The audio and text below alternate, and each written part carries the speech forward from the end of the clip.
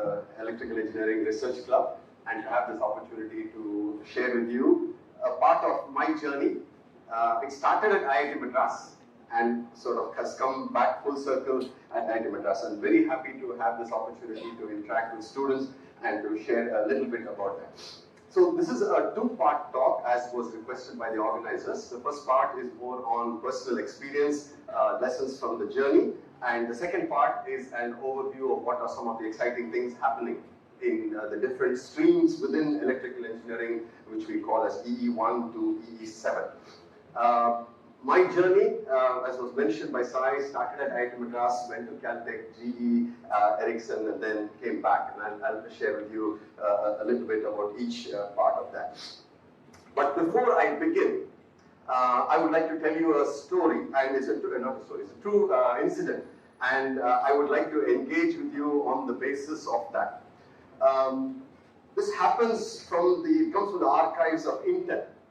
Now, Clayton Christensen, when you think about being a researcher, he has written a lot about innovation and research, and he's the author of the famous book called Innovator's Dilemma. And he had recently come out with another book called Disruptive Technology. And the then chairman of Intel, Andy Grove, wanted him to come and speak to the corporate team. Now, Christensen was excited because, being called to speak to at Intel and was fully prepared. And, some things changed. Intel had some last-minute changes in Andy Grove's schedule. So when he reached Intel, they said it's not a half-a-day program. It's only a 30-minute presentation that Andy Grove can listen to. And 10 minutes into the presentation, Grove interrupted Christensen and said, you know what, I think I got your idea. So you tell me what Intel should do. Okay, you tell me what Intel should do, and after that it's over. I know exactly how to take it forward from there.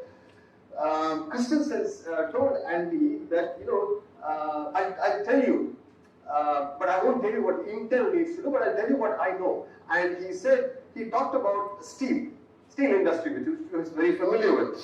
He said steel is a very high capital intensive industry and very difficult to get into. So the big players were dominating.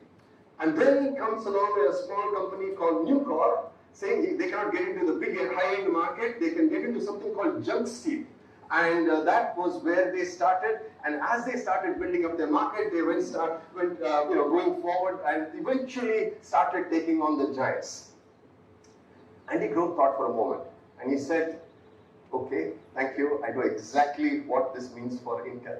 At that point, Intel's strategy was to go after the high-end market, and basically that was where they didn't have much competition. The low-end market was very competitive, but Intel decided to enter the low-end market with a processor called the Celeron. Became the giant. So looking back, Christensen says, I'm glad I didn't tell Andy what he should do, because I no way I could have known what Intel should do. All I know is what the steel business is, and only Andy Grove could tell what Intel should do. So in that spirit, in research, it's very important to contextualize. So what some of the experiences that I share with you, maybe from a different context, but you can translate it the way Andy Grove translated it to the way that it fits what you are, what you are facing, what you are doing, and that will be a very important aspect. Okay, let me start with my academic experience. If I were to put it as a student, undergraduate, postgraduate, this is what it was like. Undergraduate level, very, very enjoyable experience. IIT Madras, I was very happy to be a part of the sports teams. Moved on to postgraduate level, also was good. PhD started off very well. Okay, and first sort of roadblock came at 1.5 years. A little bit more challenges after 2 years. Still struggling after 2 years. First publication came in year 4. So you can see 4 years of lots of struggle. So it seems like the course-based work generally goes very smoothly. Research, probably not the same, but it has a good reward. At the end of 5 years, there came a breakthrough, and eventually the thesis did get completed. So let me start with the institution that I've been associated with. The 5 best years of my life here in this campus, sitting in this classroom. So it used to be a tough department, but we had amazing teachers. It was a wonderful experience which I carried forward from here. The DNA of IIT Madras is very, very unique. I had an exceptional set of peers. If you recognize the name Joy Thomas, he was a part of our batch. Again, absolutely wonderful to learn from each other. Learned about ham radio, learned about underwater communication, learned about microprocessors, all of them from my classmates. So, wonderful experience. My project guide was Professor Jujunwala. Absolutely new area. Had come in underwater laser communications. Didn't know much about lasers, didn't know about underwater. Learned all of that. That was my introduction into research. IIT Madras had completed 25 years, graduating as part of the Silver Jubilee batch. Lots of mixed feelings going through as we sat in the convocation hall. SAC building, it was inaugurated that year because it was our Silver Jubilee year. So, thoughts running through your mind. Maybe, if possible, I'd like to come back to IIT Madras someday. But that means I would have to pursue a path of research, finish my PhD, and come back.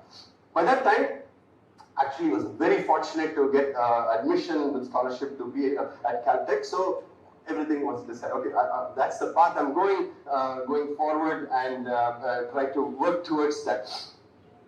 Now, just a snapshot. The next institution that I would go to would be CALTECH. 100 years old. It was the year that they were about to complete 100 years. And it was started by Robert Millikan, who the famous Nobel Prize physicist. And up to 1984, the year I joined, CALTECH had produced 19 Nobel Prizes. And the year when I joined, there were 4 Nobel Prize winners on the staff. And this is a photograph taken by my classmates after one of the lectures. The person in the middle is Richard Feynman, the famous physicist. He was one of the teachers at CALTECH. So amazing place, excellent research that was going on, and it was an exciting time to be there. And it was probably there I fully understood what Aristotle meant by excellence. Excellence is not something that you do once in a while. It's doing it day after day in everything that you do. It's the ability to do the ordinary things extraordinarily well. And I think I saw it at IIT Madras, I saw it also at CALTECH. So I believe that one of the greatest joys of research is that pursuit of excellence. So to me, that is the magnet that attracts a person towards research. Then comes the industry part. There were 2 organizations that I had to be a part of. The first one was General Electric Corporate R&D Center. This was started by Thomas Alva Edison. And this was a giant that started in radio electronics and had diversified into a number of different areas. But any technology that you wanted to learn, you could learn at the GE R&D Center because there were people there, they were willing to teach, and it was also a great place to learn. GE and Ericsson merged their communications division, so I actually didn't change jobs, just changed my location, moved to Ericsson R&D. Like Edison, there was Lars Magnus Ericsson, who had founded a telecom company, and that was also 100. By the GE was 100 years old, Ericsson was 100 years old. Again, very, very strong in terms of the technical expertise and opportunities to learn. So what I would say is, whatever organization you're part of, there is a DNA that's there. And it is up to us to absorb that DNA and sort of inculcate the best practices that you learn there. And each of the 3 organizations, IIT Madras, CALTECH, GE, and Ericsson, all were very different. Everyone did different types of research, but it was good to explore the opportunities of research that each one of them presented. Now, in a student's life, you would say, okay, student life should be easy. The tough part comes when you start getting into, profession, as you start, later on in your years. In my case, it came quite early. And it came even before I left IIT Madras. It came in the form of a job offer. I had already accepted CALTECH and decided on the path in which I was going. And a company called Schlumberger. At that time, it was the company not so well known. It had only recruited the year before. They were very happy with IIT Madras students, so they came back interviewed, and after a few months, they sent the offer letter, but it came there. Now, why was it a challenge? At the time that I was graduating, the top salary was 5,000 rupees a month. Okay, you may think, oh, wow, that must be ages ago. No, it's not ages ago, 1984. Okay, Schlumberger offer was 50,000 a month. No tax, your accommodation is paid, food is paid, and all my classmates said, they say, no brainer. Chuck CALTECH, go to Schlumberger. Nobody gets opportunities like this. You're getting 10 times what the highest salary is, and very tough decision. No, you come this side to your friends, they tell you go to Schlumberger. Go home, they say no, don't get attracted by money. Just know where your heart is, what is your desire. So very tough decision. What good options? At the end of the day, I had to say which is slightly higher, and it was research. So said no to Schlumberger, went to CALTECH. Didn't regret that decision for the rest of my life. So okay, not true. Every once in a while, as a student, when the research was not going well, I said maybe I should have. So, but not a major regret. Tough decisions. We have to prioritize. We have to somehow say, in the larger scheme, this is slightly more important. This is where my heart's passion is. So that was how it started. So the first major transition, getting ready to graduate from IIT Madras, moving on to CALTECH. Very excited about the transition. First day, I discovered that we are in a class of 35. About 20 different countries are represented, and during the introduction, we could figure out that almost all of them were university toppers from their respective countries. So many interesting people whom we met. 6 months into the program, we realized that all 35 wanted to stay for PhD. Only 12 vacancies were there. It was an interesting year, but nevertheless, learned a lot. So diversity, I believe, is one of the greatest advantages in research. It's just their approach to doing work, working with students on mini projects, just was a great experience. One interesting person was Oskar Hadarsson. He came from Iceland, taller than me, heftier than me, and I asked him, how did you choose to come to academics? He said, I come from a fishing family. They fish in the cold waters of the North Atlantic. And they said, in my family, they told me I'm not fit for fishing because I'm too weak. They said, you go and study. He's actually a big guy. But, that's so interesting people, wonderful learning experiences. I'd like to tell you about one of my teachers, Robert McLeese. He was the one who taught us information theory. He's a giant in the field of information theory. He was the one who, while teaching at IIT Madras at CALTECH, was also the leader of the communications program, the Voyager mission. He was instrumental in implementing the concatenated Reed-Solomon codes, one of the most powerful codes for deep space communications. The Voyager spacecraft has left the solar system in 2015 and communicates with Earth even today. So, it is amazing what coding can do. Electrical engineers, all of you know. Now, he was asked to give a public talk. I went there expecting to say, okay, how is Professor McLeese going to explain Reed-Solomon codes to a general audience? I took his class, I did a project under him, so I know what it is, but I'm really fascinated. He came and he went on stage and he showed a brand new CD. So this is a Beatles CD.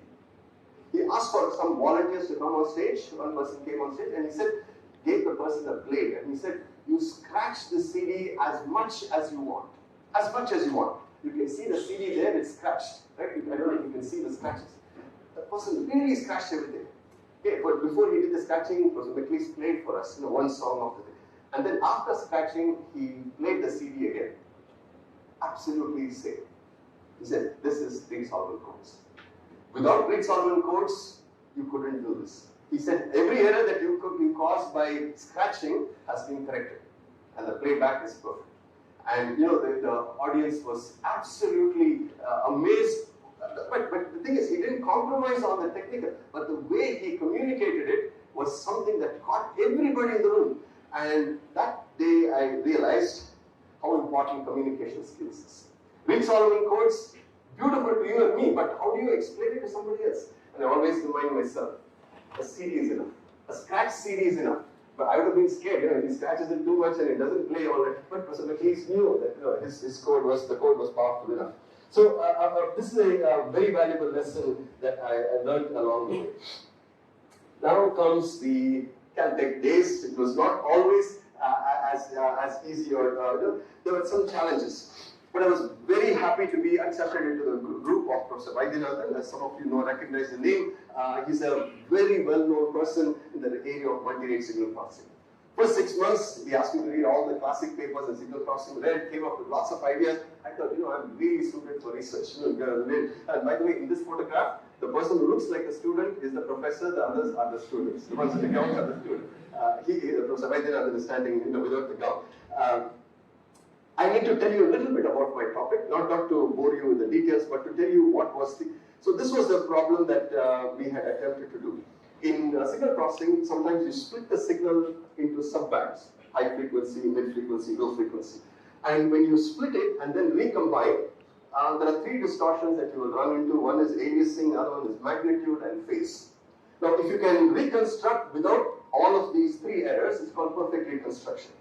Up to 1984, what was known was you could split it into 2 bands and then recombine what's called perfect reconstruction. Professor Vaidyanathan and his, my senior students were doing it for 3 channels. And he said, would you like to try the problem for n greater than 3? He said, they say fools run into places where angels fear to tread. I said, yes sir, I'll do that. Little recognizing that this was a tough problem, had to be formulated as a polynomial matrix problem, and then optimization of the coefficients of the polynomials. Learned every optimization tool available, every software, ran it on the most powerful computers. It was never yielding good results. So not weeks or months, this is now years into the program, 3rd year, 1987, still struggling. After all the thing that you could do, this was the 4th channel design that you could do. I mean, remember 2 is already known. Now going to 4, look at it, it doesn't even look like a good filter. So it was a challenge, little bit discouraging. I would maybe call this as phase 2. Now, one of the things in student days is you tend to compare with your fellow students. How are others doing? And I was no exception. My classmate in MS was a student from Hong Kong called Steve. I was under Professor Vaidyanathan, he was under Professor McLeish. He started his problem in 1985. Professor McLeish told him, go take a course in the mathematics department. He goes there, halfway through the course, the maths professor proves the theorem, and he said, hey, this is a theorem, this is a proof for my problem. So he goes back to Professor McLeish, he shows him the proof. Professor McLeish congratulates him, he said, this has been an unsolved problem for 25 years. This is solved. And so you can start writing your thesis. And this is what he's telling you over lunch. I'm sitting there thinking, so Vaidyanathan could have done something like this, right? I would have exchanged places with him. Steve graduated in 1988. I'm still there, cranking away at numerical optimization, trying to figure out if we could do something a little bit better. So, many times, I had to remind myself, it's a marathon, it's not a sprint. And in a marathon, some people are walking, some people are running, some people are sitting down, but you just keep running. You just keep running. You cannot change your plan based on somebody else. It's a race that you have started. Just keep running, and just think. Okay, the reward is coming up. Okay, 1987, January, transactions of signal processing. I look at those days we used to get the printed version. PP Vaidyanathan. First paper, January. My professor was extremely productive. February, PP Vaidyanathan. March, every month he had, first 9 months. How do you feel a graduate student feels? I am working with Professor Vaidyanathan, but not even one, not even big journal paper, not even conference paper is coming out. So, but there was a conference coming up in the month of November. So I was working along with another student. I ran a lot of simulations by then. I was expert in doing simulations. I ran the simulations for them. And my friend said, you know what, his name was first, but Vaidyanathan's name was second. He said, I put your name third. Just, friendly help. Our group's group guideline was, if you have not contributed, simulation was not counted as contribution. If you have not contributed to the content of the paper, your name should not be there. But my friend had already put my name. So my advisor called me and said, David, I want you to decide. I want you to decide whether your name should be there or not. It's actually harder. If you had said yes or no, it's easy, you just go away. But now he's put the responsibility on my shoulder, and all night I struggled. I said, why did he ask me? Look at his, he's prolifically publishing. And all this is one-third author in a conference paper. Does it make a difference? Does it make any impact to anybody else? But if I came back to what's the fundamental principle, if you have not contributed, your name should not be on the paper. So the next morning, I told my advisor, so I don't think my name should be there. He said, I think you made the right decision. And that day, I learned. Integrity is one thing that you can never compromise in this. And you'll be happy and contented for having done that. So take it as a person who, in the lowest point of my PhD journey, was still willing to say, you know what, I didn't contribute to this paper, my name should not be there. Okay, things can get a little worse than that. My typical work schedule was I would start at 8 a.m., take a short break for lunch, work till 7, come back to the lab at 9, work till 1 a.m., 14 hours a day, many days, 12 hours, most days, reading papers, but day by day, your confidence is eroding, and every once in a while the Slumberger also comes back and says, why am I doing this? I should have been doing something, drilling for oil somewhere else. So, it was one of those things. But what makes it even harder is sometimes you think you've got a breakthrough. All excited, wait for my advisor to come in the morning, and then slowly after by discussing, you figure out, okay, this didn't get very well. So one of the things that I was very diffident about was my weekly meeting with my advisor. But my advisor never allowed me to skip it, because even if it was absolutely no progress, we still met, we chatted, we spoke, and came away saying, I'll do something more in the following week. So with research, I want you to be aware that there are days when the blues will hit you, because you're just not making headway. It doesn't seem like there's even a little bit of progress. So it is one of those times when you need something to hold on to and say, you know what, this is research. This is the path that we have taken. There is light at the end of the tunnel. So come 5 years, completion of 5 years.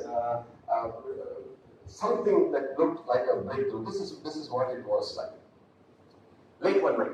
Okay, nice. Always, the inspiration comes. Most often it's wrong, but this time it was at night, alone in the lab. I said, why am I trying to optimize 4 filters? If I optimize one and then use the cosine transform, then I will get multiple of those. I can shift them through the cosine transform, and I can get M. And I can probably find a way to satisfy the perfect reconstruction too.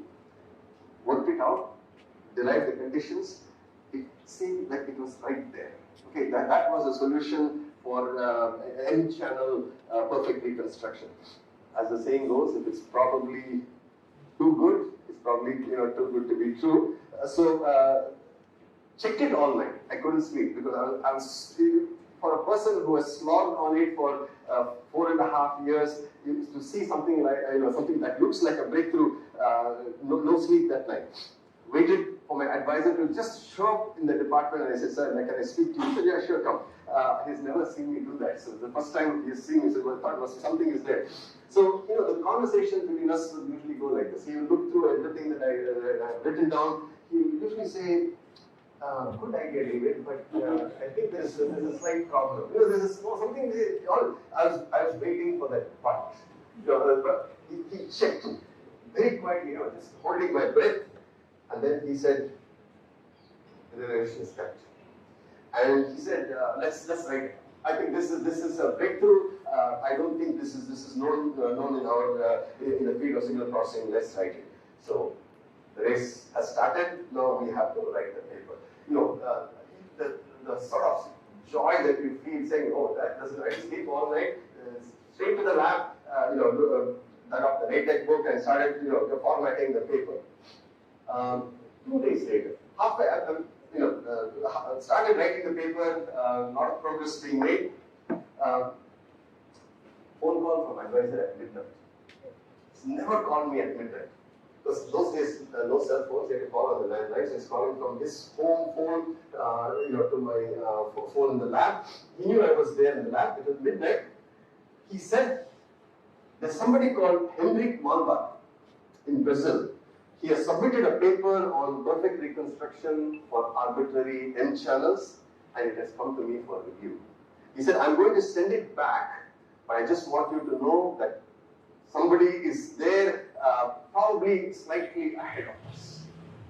Oh man, that was like the worst news that I could get. Here I was thinking, right there, I was on the verge of, nothing else. I just wanted to graduate. So, so it is one of those things where I said, I don't know who Malvar is. I've seen some of his earlier papers, but he's the one person I hate because of just what he's done to me. But my advisor said, it's okay, we will submit. We will submit the paper. So we submitted it. Thank God for the fact that the reviewers felt that there were two approaches were substantially different. So both were accepted, and the result was actually published as well. So it was called the cosine modulated filter bank. And so, this after you get a breakthrough like this, sir, ask my advice. It's like you go to a restaurant, the waiter comes and says, sir, what would you like to have? I said, sir, how many channels do you want to design for? And he said, why not 17? Nobody uses 17. Nobody has ever done 17. 2 hours later, 17 channel filter bank is there. That's the figure I told my advisor. He said, that's the figure we're going to put in the thesis. 2014, 24 years later, I met my advisor when he turned 60. He said, David, I want you to know that paper that you wrote on this cosine modulated filter bank is still the highest cited paper for me. For him, it's the highest cited paper. Now, of course, it is the highest cited work for me as well. So, very, very delighted. Doctoral defense went smoothly, but they asked one very, very important question.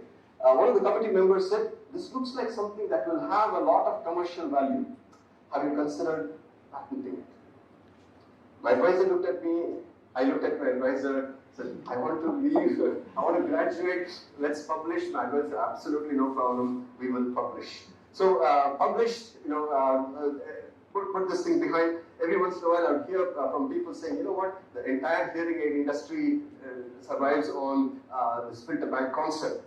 Everybody said, oh, very happy to hear that. But hearing it from the person who I decided to hate, Henrik Malvar, a team from Brazil comes to IIT Madras. At block 5th floor, we are in a conference room. I am representing IIT Madras, a team, and he's there. Round of introductions. He says, Henrik Malvar, now CTO of Microsoft Wireless.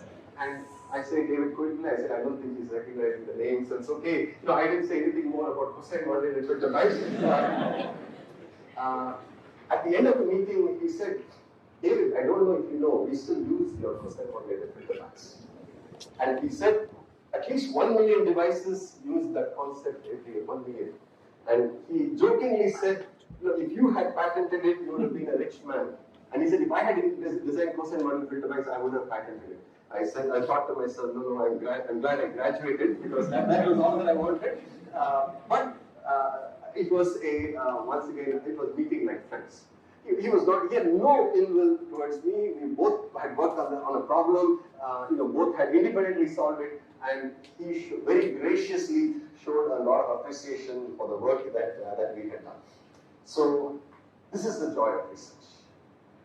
Nothing, you cannot explain it in words, it cannot be something that you cannot even talk about it, it's something that you feel inside, when you have solved a tough problem, when you have solved it in a way that others are recognizing it, it is a tremendous satisfaction that it gives you.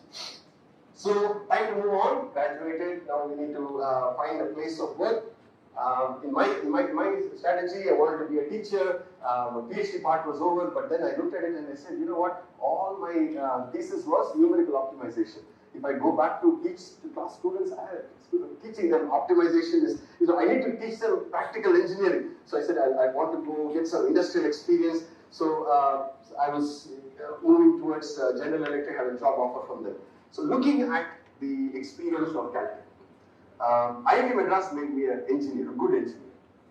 CALTECH added a little bit of the scientific part, more of the analytical parts of it. So had a good combination of these, wanted to learn some real life engineering, treasured memories from IIT Madras, some good treasured memories from CALTECH, moving on. Second transition. So this is the reason I moved to industry was for a singular purpose, that I must gain hands-on experience. And first impressions. Walk into the research center, received at what's called the visitor lobby, and you walk through the visitor lobby and you recognize, okay, this center was started by Edison, Whitney from MIT, and Steinmetz. They won 2 Nobel Prizes. They win on an average of, they file and receive about 2,500 patents per year, like GE. There was a desk which they told me was Edison's desk. And there was a bulb that was glowing, and they said this bulb has not been switched off for 80 years. So Edison knew how to design a bulb that would burn literally forever. And along the way, Langmuir, Steinmetz, Coolidge, all of their Hall of Fame was there. It was awe-inspiring to see them, and it was something that you realize that there is so much of knowledge in the industry that we can learn. But the best thing that happened to me at GE, I would say, was finding a mentor. A mentor in Dr. Jerry Teeman. He was a person who had contributed tremendously to GE. His patent on charge-coupled devices, CCD, alone earned GE more than $1 million a year. So GE told him, you can do anything you want. You don't even need to come to office, you can just sit at home. But he was somebody who was one of the most hardworking people. And he said, looks like you're new. I said, yes, I'm new. And he just told him, he was a close friend of my advisor. So he took me under his wings, and he said, in GE, the only language that they speak is patents.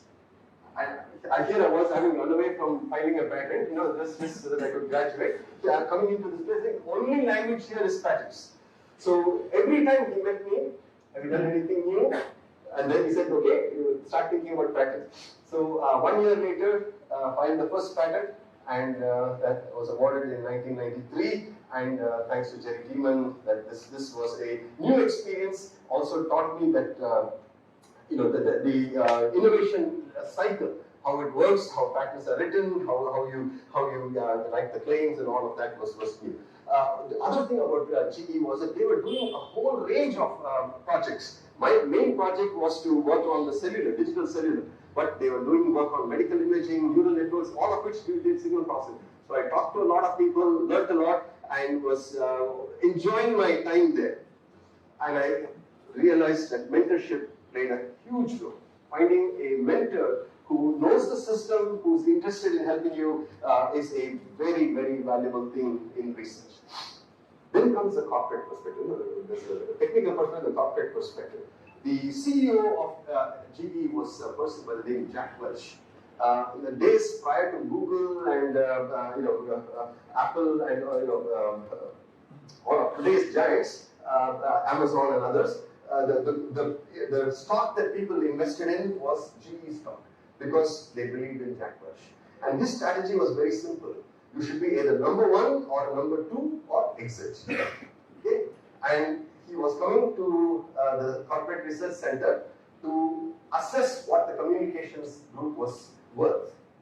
The scary words, because we were not 1, we were not 2, because there was Motorola, there was Nokia. Basically, there were a couple of people who were already, but GE was doing extremely well in public safety. That's the police communication.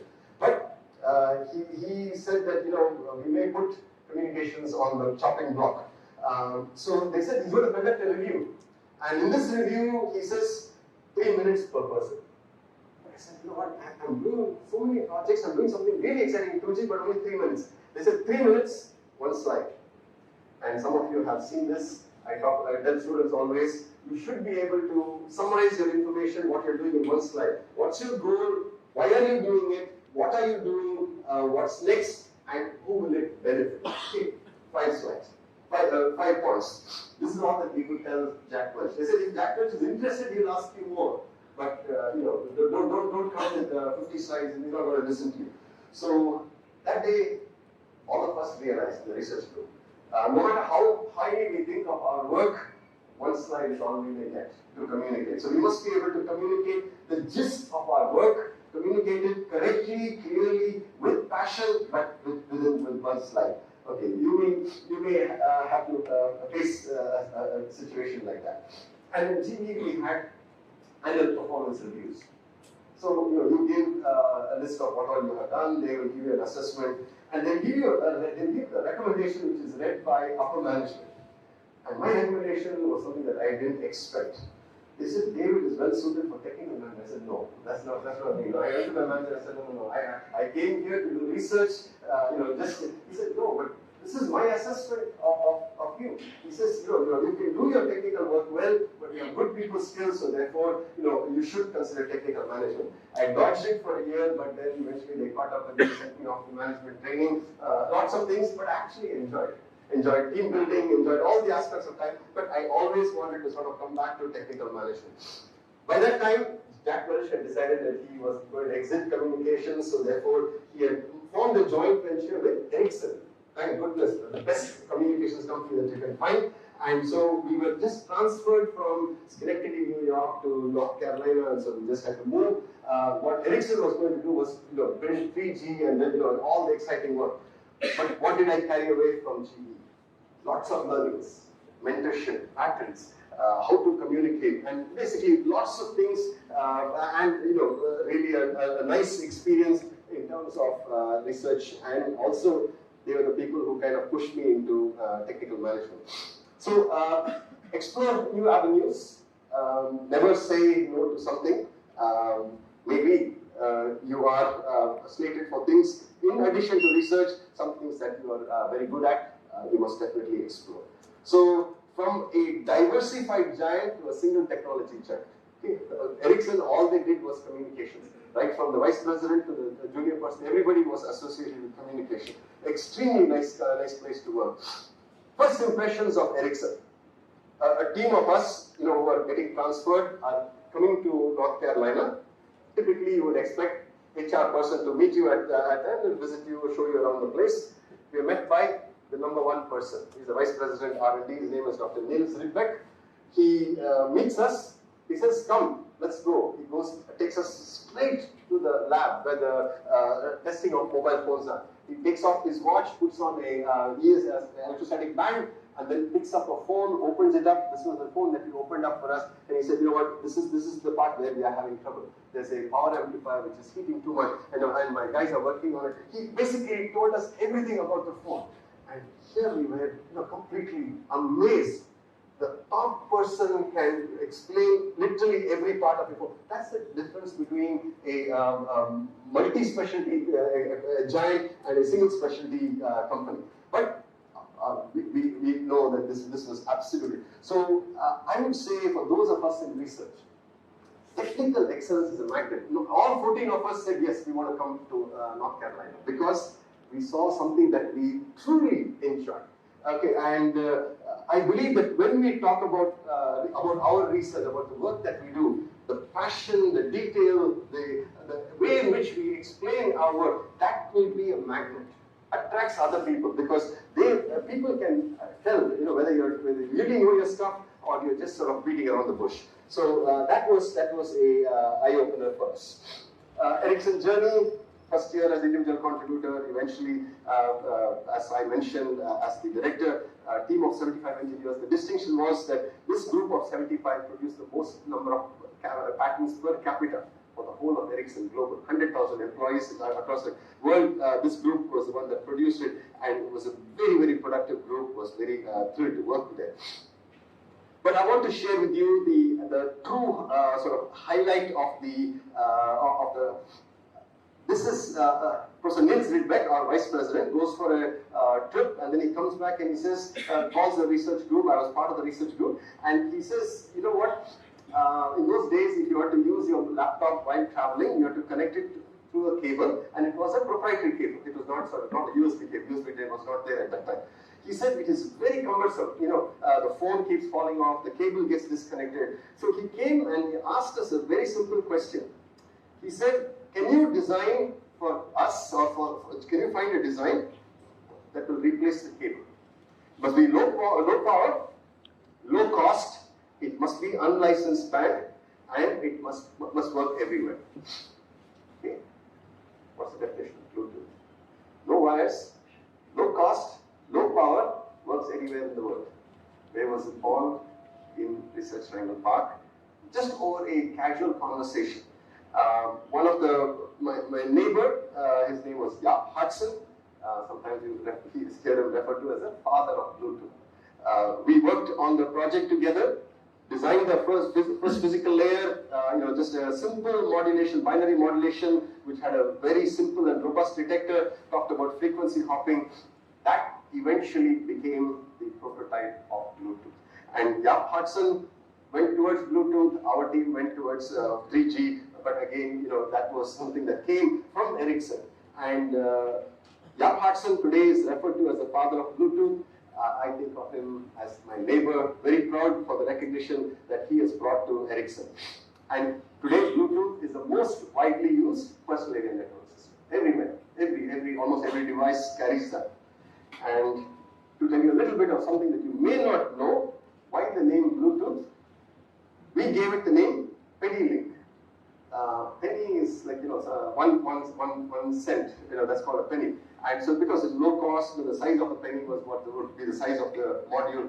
They said, that's not quite catchy. They said, let's give it something that's a little intriguing. Penny was too obvious. So they said, there was a Viking king. He had a blue tooth. He had actually a tooth that was actually discolored because of maybe some genetic issue. But he was called Lotan. Lotan is blue tooth. And he was called Harald Lotan Gomser. And they said, that's an intriguing name because nobody will know what Bluetooth is, where it came from, and but it will always point to Scandinavia because the Danish Viking king, and that will tell us that okay, Ericsson contributed. So that was how Bluetooth was born. But the lesson that I take away from it is, research ideas sometimes are not planned. They are triggered very, very serendipitously, and interestingly, Bluetooth, that was where Bluetooth was born. So, while at Ericsson, got an offer from IIT Madras to come back as faculty, and without hesitation, said yes, gained good knowledge and understanding and experience in various aspects of research, of patents, but now it's time to pursue my dream to come back to becoming a teacher at IIT Madras. So the final lesson is to come back to IIT Madras and to have an opportunities like this to share with students what were some of those lessons. First room that I walked into was ESP 127. Second room I walked into was ESP 242. Those were our classrooms as well. Then I went to Jamuna Hostel. It was around lunchtime. I went to Jamuna Hostel. Postman was J.C. He was the one who was the postman when we were students. He had not seen me for 18 years. He sees me at the entrance and he says, Koilpillai, room 210. Wow. 18 years, he remembers the name, he remembers the room number, and he said, that's the best welcome gift that I could have asked for. But my plans was, enough of administrative work, manager work, everything is fine now. Let's focus on research and teaching. Want to make a solid contribution to IIT Madras through research. Didn't quite happen that way. Came back to ESB, and the department had grown, more than doubled in size. Talked to a few students, they said, sir, they're very scared of the department. Faculty are not as friendly, and they don't help us. We are struggling with internships. We said, okay, forget research for some time. Let's fix whatever we can. Process of building up the department, 100% placement and internships, building up a whole host of faculty-student interaction. So that was what we did. Then came a series of administrative assignments. IIT Hyderabad, Dean Planning, HOD. But all along, I kept asking myself the question, having seen research in number of contexts, what is it that will transform research at IIT Madras? I will leave you with 4 of those observations because those are what I believe I can leave with you. The first one is, how is research done in industry? It is done in a 2-step process. The first step is to replicate. Nobody says, take a clean sheet of paper and design something from scratch. It is always saying what is the best state of the art, what is the best that is known, replicate it. And then comes the next step, which says, how do I improve upon it by answering 4 questions. What is the problem being solved? How was it solved before? How can I do it better? Okay, that's all that it takes to do the innovation. And with that comes the innovation that leads to questions in research. As Louis Pasteur said, the prepared mind is the one that benefits from chance, or what we call as luck. It is never luck, it's because you are well prepared. Where does the preparation come? Because you have replicated something. And all the while you ask yourself the question, how do I do it better? So this is lesson number 1. Research is not about this completely disruptive work. It's always about incremental work. Eventually, that could become disruptive. The second one is in IIT Madras, we have a program called Incubate.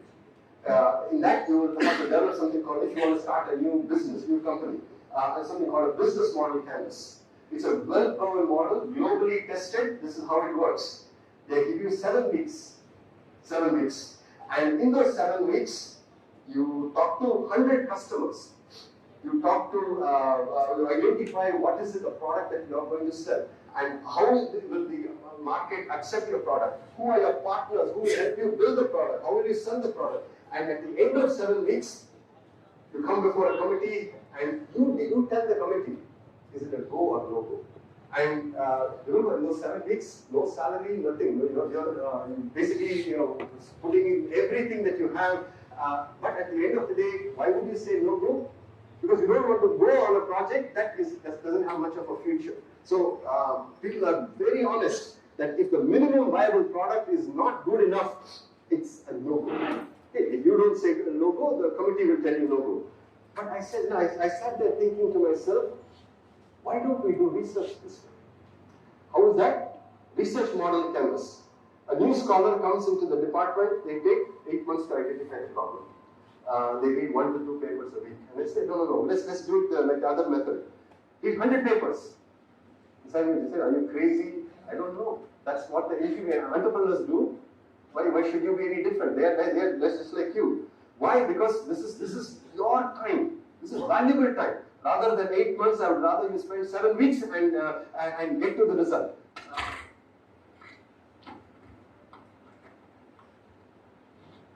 Okay, meet research experts. Talk about what tools that you will need, and at the end of the day, present your research proposal. Is it a go or a no-go? You'll have a clear plan of action in 7 weeks. Maybe it's not 7, maybe it's a little longer, but I think it's a way of mindset of thinking. It's not months, it's weeks. And in those weeks, it is not, just a little hard, work a little harder than I worked while preparing for the entrance exam. No, this is round the clock, engaging with the material that you have, so that you then have a research proposal that you can evaluate. The third thing, high quality work is equal to time spent into intensity of focus. Right? What do you mean by intensity of focus? The period that you have, which is completely uninterrupted. No phone calls, no coffee breaks, nothing. It's that window of time when you are completely immersed in your project.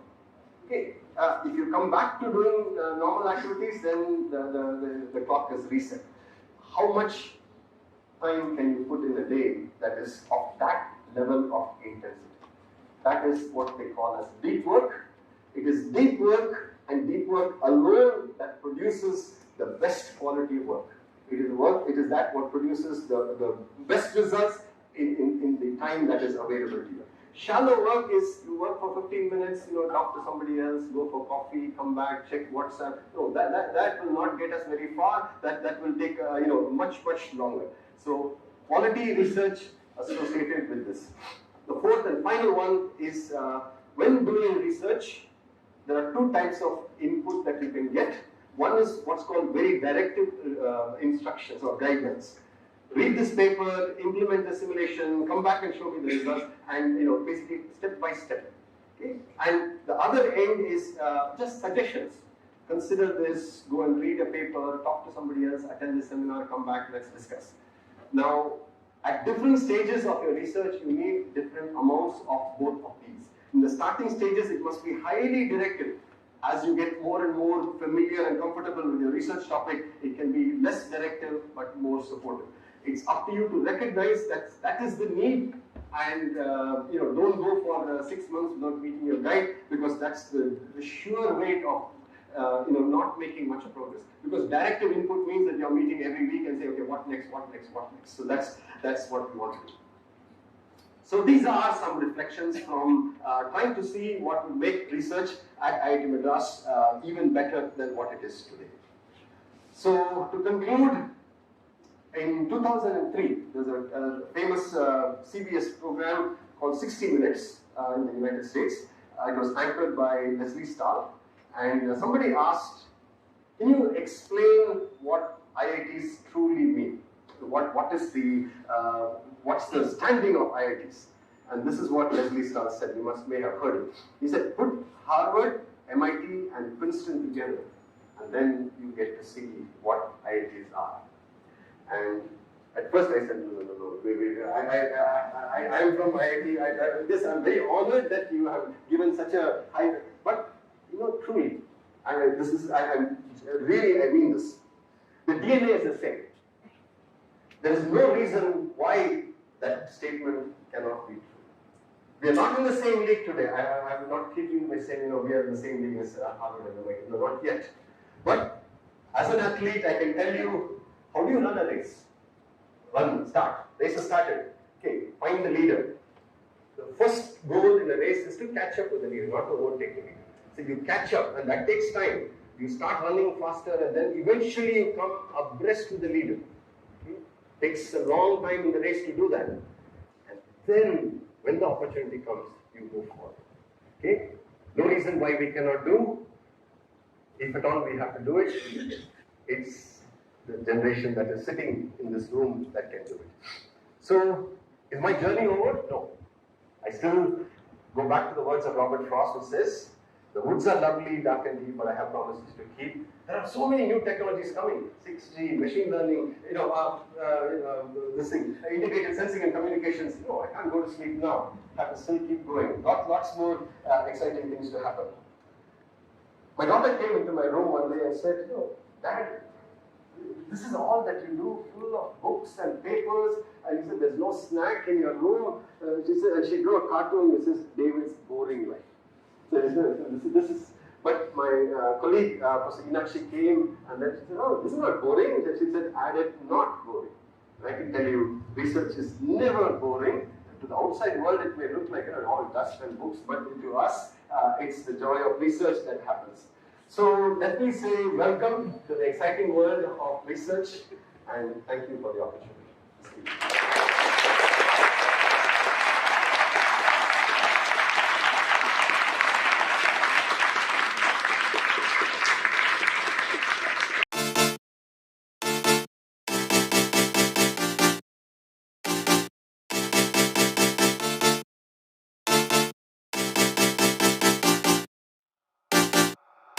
You will not change my mind.